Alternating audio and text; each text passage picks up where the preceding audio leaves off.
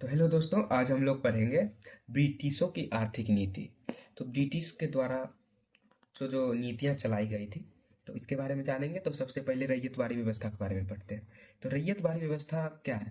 तो एक तरीका से यह जो रैयत है, रैयत का अर्थ होता है किसान, यानी किसान पर लगाए जाने वाला एक व्यवस्था था। यानी कह सकते हैं एक तरह का कर, सर ब्रिटिशों के द्वारा कर लगाया जाना। यानी तो जैसे अगर इसको हम इस तरह से बोल सकते हैं कि जैसे यह एक ऐसी व्यवस्था थी भू राजस्व की, जिसमें किसान सीधे तौर पर कंपनी के राजकोष में जमा करता था। तो इसको हम ऐसे लिख सकते हैं कि भू राजस्व की वैसी व्यवस्था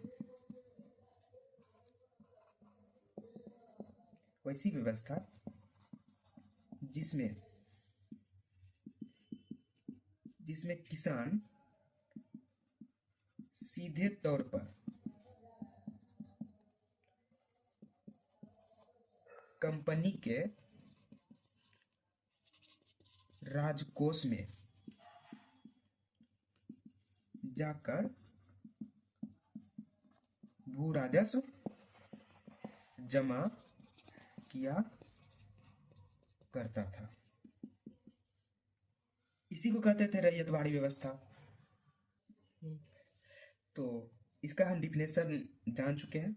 तो अब हम लोग यह जानेंगे कि यह रैयतवाड़ी व्यवस्था को लागू किसने किया था। तो जैसे देखिए, भारत में रैयतवाड़ी व्यवस्था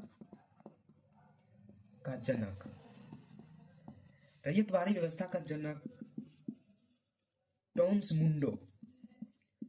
मुंडो और एक कैप्सन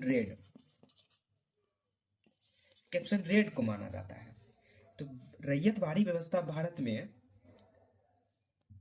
में इसका जनक टॉमस मुंडो और कैप्सन रेड को माना जाता है। ठीक है। रैयतवाड़ी व्यवस्था जो ये व्यवस्था थी, इसको सर्वप्रथम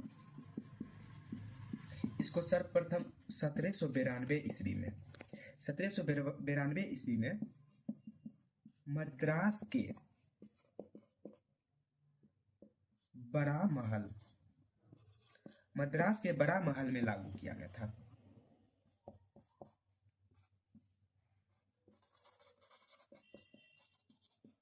तो सर्वप्रथम 1792 ईस्वी में मद्रास के बड़ा महल में इसको लागू किया गया था। तो इसको सर्वप्रथम कहाँ पे 1792 ईस्वी में मद्रास के बड़ा महल में इसको लागू कर दिया गया था। तो अब देखिए क्या हुआ ना, तो इस समय संपूर्ण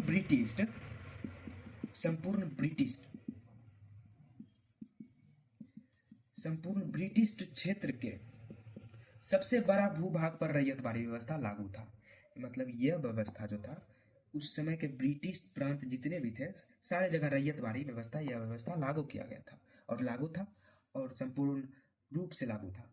और फिर क्या हुआ उसके बाद कि 1820 ईस्वी आते हैं। इस समय संपूर्ण मद्रास में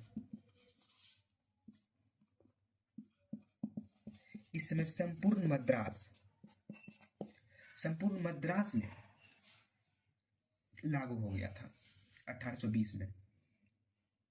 और इसको सफल बनाने का श्रेय टॉमस मुंडो को जाता है, इसको दिया गया। और फिर टॉमस मुंडो को 1820 में इसे गवर्नर जनरल बना दिया गया मद्रास का। 1820 में गवर्नर जनरल बना दिया गया था, कहाँ का? मद्रास का। तो 1820 में गवर्नर जनरल बना दिया गया था मद्रास में, किसको? टॉमस मुंडो को। क्यों? क्योंकि एक तरीका से यह जनक था रैयतवाड़ी व्यवस्था का। और फिर इनका संपूर्ण सहयोग था इस व्यवस्था को पूरे ब्रिटिश प्रांत में, पूरे मद्रास में लागू संपूर्ण रूप से करने में इसका सबसे बड़ा सहयोग रहा। और कहीं ना कहीं यह व्यवस्था सही नहीं था, लेकिन उस समय के लिए यह व्यवस्था बहुत बड़ी व्यवस्था थी। अब देखिए, इसका कार्यकाल रहा 1820 से 1827 तक इसका कार्यकाल रहा। ये गवर्नर जनरल मद्रास के बने रहे हैं 1820 से 1827 तक। और इस व्यवस्था को, एक चीज और, इस व्यवस्था को 30 वर्षों के लिए लागू किया गया था। कितने वर्षों के लिए? इस व्यवस्था को 30 वर्षों के लिए लागू किया गया था। ठीक है, तो एक चीज और इसमें हम लोग पॉइंट जानेंगे। देखिए इसमें, अब देखिए ये मतलब रैयतवाड़ी व्यवस्था तो किसान पे लागू था। अब किसान डायरेक्ट भू राजस्व कहाँ जमा किया करता था? कंपनी को। इसमें डायरेक्ट किसान करते थे।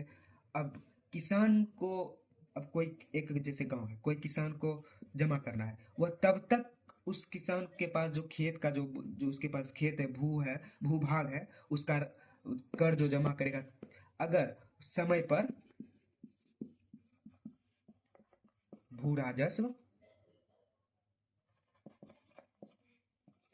जमा करता है। अगर भू राजस्व समय पर जमा नहीं करता है कोई किसान, तो उसका भूभाग जो होता है, उसका जमीन, उससे छीन लिया जाता है और दूसरे किसान को दे दिया जाता है।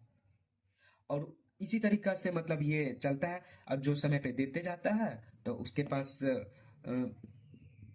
पास उस भू का मालिक बना दिया जाता है किसान को, और समय पे नहीं देने पे उस भूभाग को उससे छीन कर और दूसरे किसान को दे दिया जाता है। और वह फिर समय पे, जब तक समय पे देते जाएगा भू राजस्व, और तब तक वह किसान उस भूभाग का मालिक रहेगा। मतलब ये इस तरह का कहानी है रैयतवाड़ी व्यवस्था का। और भी व्यवस्था है, अब अगला व्यवस्था हम अगले वीडियो में देखेंगे। तो यहाँ तक अगर अच्छा लगेगा तो आप लोग थोड़ा सा लाइक करिए और सपोर्ट करिए। थैंक यू, धन्यवाद।